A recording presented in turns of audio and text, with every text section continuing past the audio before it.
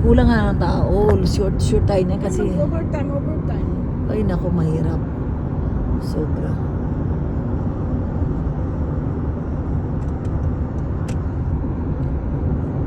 Mag-work ako ng street 5 days.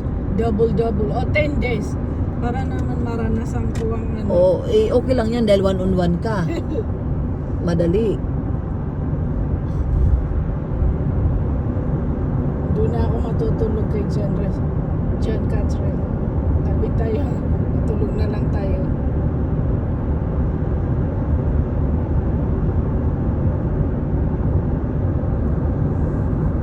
Buti na lang may nakuha tayong isda, ano? Oo. So, hindi sayang yung pagpunta natin doon, di ba?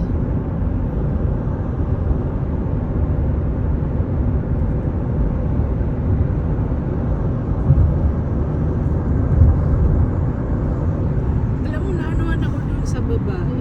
Do you speak English? Kasi natin siya sinagot eh. Walang pumapansin sa kanya. Kaya yun ang sabi niya, hindi ko siya pinansin eh.